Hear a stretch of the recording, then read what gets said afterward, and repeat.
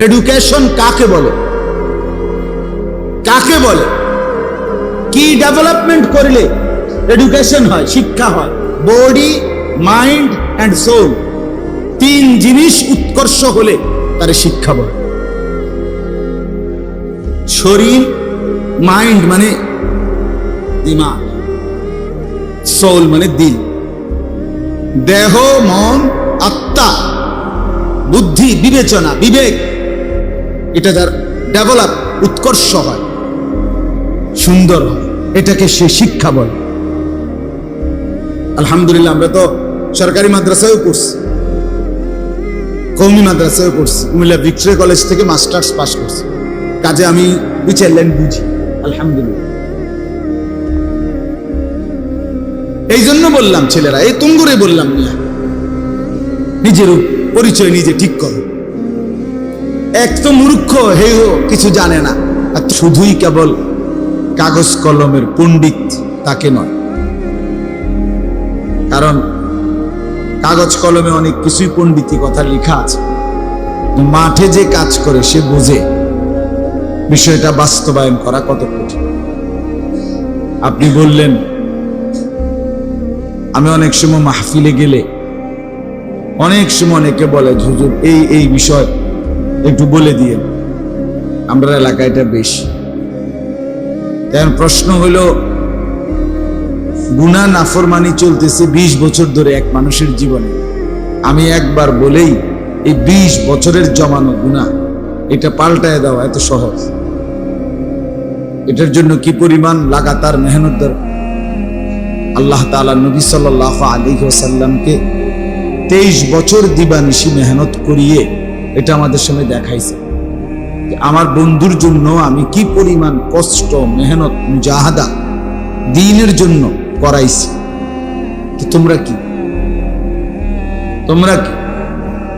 তায়েফের ময়দানে যখন রক্ত ঝরে পাথরের আঘাতে রাসূলুল্লাহ সাল্লাল্লাহু আলাইহি ওয়াসাল্লামের, তো তখন কি আল্লাহ ছিলেন না?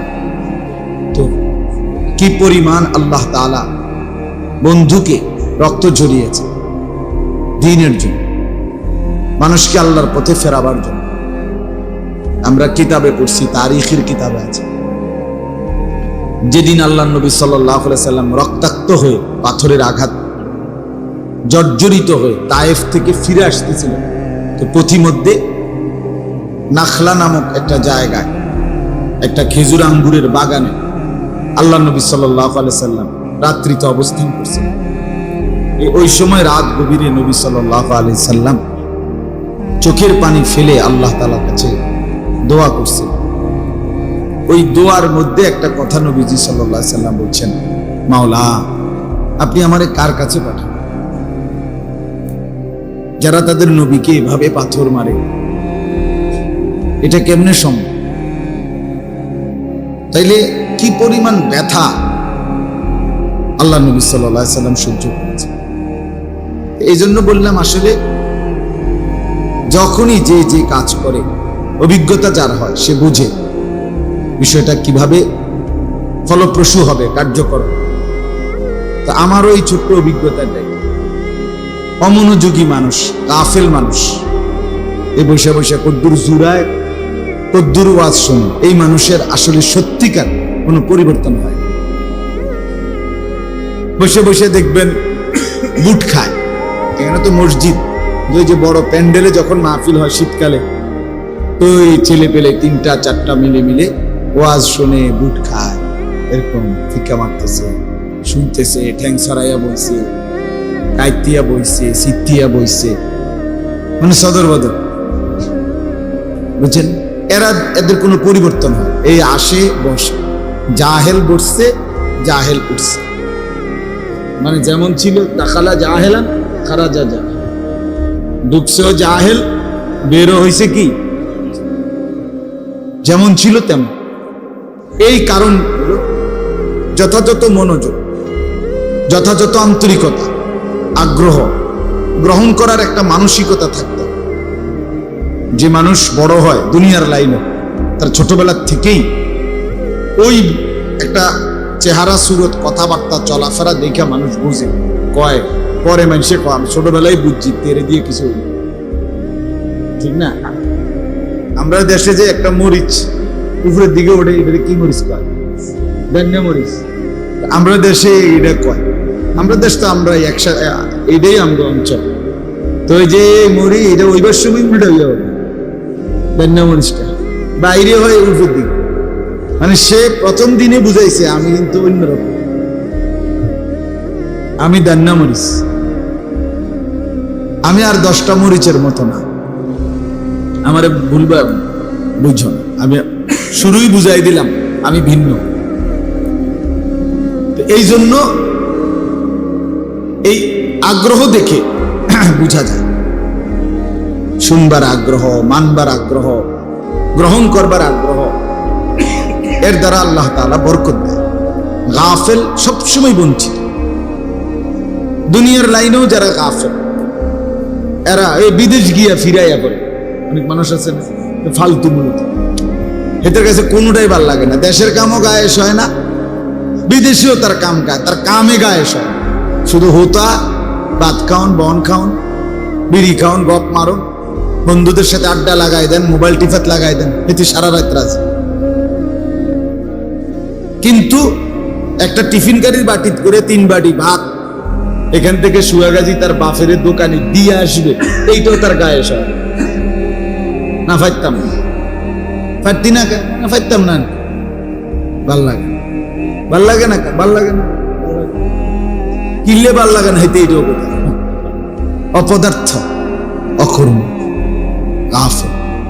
গুনাহ মানুষকে দুর্বল বানায়, গাফেল বানায়। এই অব্যাহত নারীর ছবি, সারাদিন রাতের মোবাইল টিপা, সারাক্ষণ নাচ গান, ছবি, জিনা ব্যভিচারের দৃশ্য, মদ, জুয়া, আড্ডা, বন্ধুদের সাথে ফালতু অসৎ কথা, কসম খোদা ধীরে ধীরে মানুষের শারীরিক সক্ষমতা দুর্বল করে দেয়। হযরত আব্দুল্লাহ ইবনে মাসউদ রাদিয়াল্লাহু তাআলা আনহু বলেন, প্রত্যেকটি গুনাহ মানুষের 5টি ক্ষতি করে। সাওয়াদুন ফিল ওয়াজহ, 1 নাম্বার চেহারা কালো করে। প্রত্যেক গুনাহ কিছু না কিছু চেহারা কালো হয়। একবার দেখলে কিছু হলো, আবার দেখলে আবার দেখলে। আপনি দেখেন যে সমস্ত ছেলে পেলে নামাজ পড়ে না, সারাদিন মোবাইল নারী নিয়ে ব্যস্ত, এরা প্রচুর পরিমাণে পাউডার, ফেয়ার এন্ড লাভলি, বিভিন্ন জাতীয় জিনিস ব্যবহার করে, কিন্তু এদের চেহারার মধ্যে কোনো দয়া, মায়া, রস, কষ কিচ্ছু নেই। আপনি দেখেন, ইনসাফের সাথে দেখেন, কিন্তু যারা নামাজ পড়ে তাদের চেহারার উজ্জ্বলতা অটোমেটিক বুঝে যায়। গুনাহ তাদের চেহারা কালো করে দিচ্ছে। ফেয়ার এন্ড লাভলির বালতি সুবাইয়াও কামায়, নামাজি ফেয়ার এন্ড লাভলি চেনেও না। মান কাসুরা সালাতুহু হাসুনা ওয়াজহু, নবী সাল্লাল্লাহু আলাইহি সাল্লাম বলে, যার নামাজ বেশি তার চেহারা সুন্দর হয়েছে। মান কাসুরা সালাতুহু, আরেকটা riwayat আছে, মান কাসুরা সালাতুহু ফিল লাইল হাসুনা ওয়াজহুহু ফিন নাহার। রাত গভীরে তাহাজ্জুদে যার নামাজ বেশি, দিনের আলোতে তার চেহারার উজ্জ্বলতা বেশি, উজ্জ্বলতা বেশি। তো চেহারা কালো করে দেয় গুনাহ। যুলমাতুন ফিল কলব, 2 নম্বরে প্রত্যেকটা গুনাহ অন্তরকে অন্ধকার করে। যুলমাতুন, অন্তরে একটা দাগ পড়ে যায়, নুকতাতুন সাউদা, নবীজি বলছেন সাল্লাল্লাহু আলাইহি ওয়াসাল্লাম। প্রত্যেক গুনার কারণে অন্তরের মধ্যে একটা কালো কি পড়ে, স্পট। তো ধীরে ধীরে অন্ধকার হয়ে যায়, অন্তরটা মরে যায়। 3 নাম্বার হলো ওয়াহাদুন ফিল বাদান, শরীর দুর্বল হয়ে যায়, শরীর দুর্বল হয়ে যায়। ওয়াহানুন ফিল বাদান, শরীর দুর্বলতা আসে। যত পাপী সব দুর্বল, সব দুর্বল। এই জন্য ইমানদার মুসলমানের সাথে এই 1450 বছরের ইতিহাসে পৃথিবীর কোথাও সর্বশেষ পর্যন্ত কোন কাফের বেঈমান ইমানদারের সাথে যুদ্ধে, সম্মুখ লড়াইয়ে, জেহাদে, যুদ্ধে শেষ পর্যন্ত যেতে না, ঠিক না? এটা সত্য। পরীক্ষিত। আজকে 8 মাসের উপরে, অক্টোবর, নভেম্বর, ডিসেম্বর, জানুয়ারি, ফেব্রুয়ারি, মার্চ, এপ্রিল, মে, 8 মাস সামান্য কয়টা অস্ত্র নিয়ে মাটির নিচে ফিলিস্তিনের হামাসের মুজাহিদরা, এত বড় সুপার পাওয়ার ইসরায়েল, পারমাণবিক শক্তির অধিকারী। ইসরায়েলের জনগণ যতজন, যুদ্ধও ততজন। ইসরায়েলের নারী যতজন, পুরুষ যতজন, ততজনই যোদ্ধা। মানে তাদের জন্য সামরিক ট্রেনিং বাধ্যতামূলক। এনআইডি কার্ড দিতে হইলে, নিতে হইলে সামরিক ট্রেনিং নিতে হবে। নারী পুরুষ সবার জন্য বাধ্যতামূলক আইন এই ইহুদিদের, ইসরায়েলে। বুঝেন না? এই পরিমাণ পৃথিবীর সবচেয়ে বেশি অস্ত্র ক্রেতা ইসরায়েল। পৃথিবীর সর্বশেষ অত্যাধুনিক অস্ত্রটাও ইসরায়েলের কাছে আছে। ইসরায়েলের না জানাইয়া কোনো অস্ত্র নাই। বিশ্ববাজারে কোনো অস্ত্র ইসরায়েলের আগে কেউ কিনেও না। সারা পৃথিবীতে মাল্টি ন্যাশনাল যত কোম্পানি আছে, আন্তর্জাতিক বহুমাত্রিক যত কোম্পানি, বহুজাতিক, সমস্ত কোম্পানির বিশেষ স্পেশাল শোরুম, স্পেশাল অফিস ইসরায়েলের তেল আবিবে আছে। ইসরায়েলের যেটা রাজধানী, ইসরায়েলের রাজধানী তেল আবিবের ব্যাপারে তুমি এখন মোবাইলে খুলে দেখো, মানে লেখা আছে এটাই একমাত্র পৃথিবীতে একটি ভিন্নতম শহর যেই শহরে কখনো রাত হয় না। ইসরায়েলের ওই শহরে কখনো কি হয় না, মানে কি মানে না, মানে হইল 24 ঘন্টায় কোনো না কোনো শিফটে ওইখানে কাজ চলে। এইটারে কই রাত হয় না, মানে রাত তো হয়, অন্ধকার কি আর না হয়নি, মানে বুঝাইছে যে ওইখানে কর্মবিহীন কোনো ঘন্টা নাই।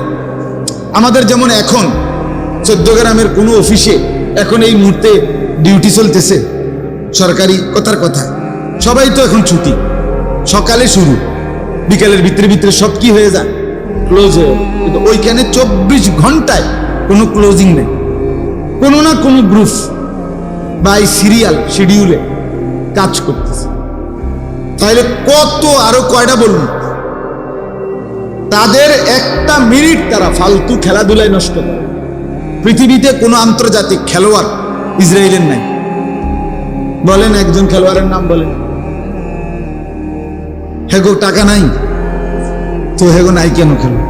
আন্তর্জাতিক একজন ফুটবল খেলোয়াড় নাই, আন্তর্জাতিক একজন ক্রিকেট মানসম্মত নাই, না এই কামেই নাই, এর কাজেই নাই। এই বিষয়ের সাথে তাদের কোনো সম্পর্ক, সারাক্ষণ কাজ কাজ কাজ, ওয়ার্ক ওয়ার্ক ওয়ার্ক, শুধু মেহনত। কিন্তু এরপরেও আজকে 8 মাস লাগাতার মুসলমান ইমানদার মুজাহিদরা মাটির নিচে, কদ্দুর নিচে, এইটাও বাইর করতে পারেন। এখনো কার্যকর কোন সুরঙ্গ ইসরায়েলিরা বাইর করতে পারে না। এই কয় এটা ভাইছি বুদ্ধা, এটা পানি পাই, তার মাথা ভাইছে, মানে কার্যকর কিছু করতে পারে না। এখনো 8 মাসে এই মুজাহিদদের এক বিন্দু সাহস কমাইতে পারে। সুবহান। শেষ পর্যন্ত আজ কিংবা কাল আমরা শুনবই, আমরা বাঁচো আর তোমরা বাঁচো, শুনবাই যে ইনশাআল্লাহ ফিলিস্তিনের গাজা, ফিলিস্তিনে বাইতুল মুকাদ্দাস, মসজিদে আকসা ইসলামের বিজয়ের পতাকা উঠছে, কোনো সন্দেহ না, কোনো সন্দেহ, এটাই নিশ্চিত, এটাই। ওয়া আনতুমুল আ'লাউনা ইন কুনতুম মুমিনিন। আল্লাহ বলছে ঈমান বুঝায় দাও, বিজয় বুঝে নাও। তোমাদের ঈমান বুঝায় দাও, আমার থেকে কি বুঝে নাও। ওয়া আনতুমুল আ'লাউন, তোমরাই বুঝো। আল ইসলামু ইয়ালু, নবী সাল্লাল্লাহু আলাইহি ওয়াসাল্লামের স্পষ্ট হাদিস, ওয়ালা ইউলা আলাইহি, ইসলামই বিজয়ী থাকবে। ইয়ালু মানে উলু, উঁচে থাকবে। ওয়ালা ইউলা আলাইহি, চিরন্তন ভাবে, চূড়ান্ত ভাবে ইসলাম কখনোই হারবে না। পূর্ববর্তী মনীষীরা বলছে ইসলাম হলো সূর্যের মতো, যে সূর্য পৃথিবীতে কখনোই চূড়ান্ত ভাবে ডোবে না, পৃথিবীতে সূর্য চূড়ান্ত ভাবে ডুবে না, এটা জানেন? মানে কি? মানে এখানে এখন সূর্য ডুবছে, কিন্তু পৃথিবীর কোথাও না কোথাও সূর্য আছে। পৃথিবীর সব জায়গায় কি এখন রাতের 10টা? বুঝেন নাই? সূর্য চূড়ান্ত ভাবে কি হয় না, ডুবে না। তখন এখানে না ডুবছে, আর এখানে উঠে রয়েছে। এই ইসলাম সূর্যের মতো, যেটা কখনোই ইসরাফিলের ফু পর্যন্ত চূড়ান্ত ভাবে একসাথে সারা পৃথিবীতে ডুবে গেছে এমন হবে না। কোথাও হয়তো মুসলমান একটু বেশি মার খেয়েছে, কিন্তু আরেক জায়গায় ইসলাম দাঁড়ায় গেছে। ফিলিস্তিনে নির্যাতিত মুসলমান, আফগানিস্তানে বিজয়ের মুসলমান, ইমানদার, আল্লাহ দেখায় রাখছেন। এই জন্য বললাম, কি জন্য বলতেছিলাম, যে মোমেন, নেককার, বন্দিগিওয়ালা সব সময় শক্তিশালী, সাহসী। বেঈমান সব সময় দুর্বল। যার মনে করেন যার মধ্যে পাপ আছে, কুফর আছে, শিরিক আছে, নাফরমানি আছে, সে দুর্বল, সে পারবে না ইমানদারদের সাথে। ইমানদারদের সাথে এটা একবারে সত্য কথা। এ স্বাভাবিকভাবেও কোন অস্ত্র মস্ত্র লাড়িমাড়ি ছাড়াও এ হুজুরের লগে অন্যরা পারত না, পারবেই না মিয়া। এই জন্য হুজুর শুধু আগ করলেই সবাই গেরাও দিয়ে ধরে লাইতেন না। আরে বুঝে তো হুজুর লইরে উঠলে অসুবিধা। হ্যাঁ, এই জন্য হুজুর থামাবেন লেগা। কখনো জঙ্গি, কখনো উগ্রবাদী, কখনো মৌলবাদী, কখনো এই হয়েছে, কাশছে, আসছে, সর্দি হয়েছে, কাশি হয়েছে, কত কথা বলে। উদ্দেশ্য একটাই, হুজুর যাতে মাথা আলগিনা না, আলেম যাতে মাথা আলগিনা, বুঝছেন? এই জন্য এটা দোস্ত তোমাদেরকেও বলি, আলহামদুলিল্লাহ যে কয়জন ছেলে বসছ তোমগরও বলি ভাই, প্রত্যেকটা গুনাহ চেহারা দেখলেই বোঝা যায় দোস্ত, চেহারা দেখলেই বোঝা যায়। নারী দেখো কতক্ষণ, হ্যাঁ বোঝা যায়। মোবাইলের অশ্লীল ছবি দেখো কতক্ষণ, হ্যাঁ বোঝা যায় ভাইয়া। যে চেহারা নামাজ নাই, এটা যে হাইওয়ান জানোয়ারের চেহারা, এটা বুঝাই যায়। যে কপালে সেজদা নাই, এটা যে মানুষ না, এটা বুঝাই যায়। কোনো সন্দেহ নেই, কোনো সন্দেহ। বেনামাজি ভিন্নই হয়, বেনামাজি মানুষ হয়। যার কপালে সেজদা নাই তাকে মানুষ বলে না। হ্যাঁ, এটাই কথা। ওমা খালাকতুল জিন্না ওয়াল ইনসা ইল্লা লিয়াবুদুন, এটা নফি ইস্তিসনা। আরবি ভাষার গ্রামারের একটা নিয়ম আছে, নফি ইস্তিসনা হসর বুঝা। আমি মানুষকে বানাই নাই অন্য কোন উদ্দেশ্যে, বানাইছি ইবাদতের উদ্দেশ্যে। তো যেটার মধ্যে ইবাদত, মানুষ মানেই ইবাদত করবে। এখন মানুষকে বানাইছেই না অন্য কোনো কারণে, তাহলে যেটা ইবাদত নাই, যেটা এটা কোনো মানুষের জাতে নাই। যেই হরণ মাউতে কথাও আইয়ে না, খটর খটর করছি বহুত কোন মনে করে এটার আওয়াজে আইয়ে না। তুই বেড়ায় মাইক অপারেটরের মানুষে কি করবে, তোর এটা মাইকো না মাইকের জাত পিছা দিয়ে বলবে কিনা কোন? কারণ যে উদ্দেশ্যে এটা, সেই উদ্দেশ্য হচ্ছে না। মানুষ যখন সেজদা করে না, বন্দিগি করে না, এটা মানুষও না, মানুষের জাত না। এটা আমি প্রত্যেক দিন বলি, রাগ বললো কোনো কিছু করার না, প্রতিদিন বলি। বেনামাজি যারা এই ঘরে পরিবারে থাকে, বেড়ইত কর বেড়িত, জোয়ান হোক আর মাঝ বয়সী হোক, কিশোর তরুণ যুবক হোক, এগুলো হলো ডোমেস্টিক এনিম্যাল। গৃহপালিত প্রাণী, মানে এই বাড়িতে গরু পালে, ছাগল পালে, হাঁস পালে, মুরগা পালে, এই ধরনের একটা দুই ঠ্যাংওয়ালা অপদার্থ পান। হ্যাঁ হ্যাঁ, সোজা কথা মিয়া। বেনামাজি ডোমেস্টিক এনিম্যাল, গৃহপালিত প্রাণী। এই বাড়িতে তারা ছাগলও পালে আর দুই ঠ্যাংওয়ালা একটা ছাগল, যেটা জীবন মানেই হলো খাওয়া, পেশাব, পায়খানা, হ্যাঁ, ঘুম আর যৌন চাহিদা, লজ্জাস্থানের যে চাহিদা সেটা পূরণের জন্য সারাক্ষণ শাহওয়াত, কামনা বাসনা। তার লজ্জাস্থানের একটা চাহিদা আছে, এটা পূরণের জন্য রাস্তার নারী, পথের নারী, বাড়ির নারী, ঘরের নারী, রোডের নারী, চলতে ফিরতে নারী, মোবাইলের নারী, 24 ঘন্টা তার শাহওয়াত, তার পেশাব, তার পায়খানা, তার ঘুম, তার বাপ, খালাস। তো এটা গৃহপালিত প্রাণী না তো কি? বলো ভাইয়া, যারা 2-4 লাইন পড়ছো, স্কুলেই পড়ছো, কলেজেই পড়ছো, সবাই মিল্লা সবার পড়ালেখার বীজ দিয়া আমরা একটা ফয়সালা নেই, নাহলে বুঝাই আমরা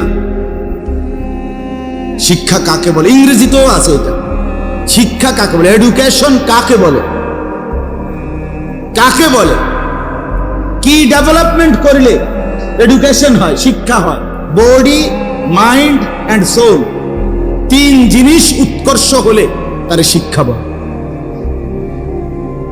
শরীর, মাইন্ড মানে দিমাগ, সোল মানে দিল, দেহ, মন, আত্মা, বুদ্ধি, বিবেচনা, বিবেক, এটা যার ডেভেলপ, উৎকর্ষ হয়, সুন্দর হয়, এটাকে সে শিক্ষা বলে। আলহামদুলিল্লাহ, আমরা তো সরকারি মাদ্রাসায়ও পড়ছি, কওমি মাদ্রাসায়ও পড়ছি, কুমিল্লা ভিক্টোরিয়া কলেজ থেকে মাস্টার্স পাস করছি, কাজে আমি 2-4 লাইন বুঝি, আলহামদুলিল্লাহ। এই জন্য বললাম ছেলেরা, এই তুঙ্গুরে বললাম, নিজের পরিচয় নিজে ঠিক কর। এক তো মূর্খ, হেও কিছু জানে না,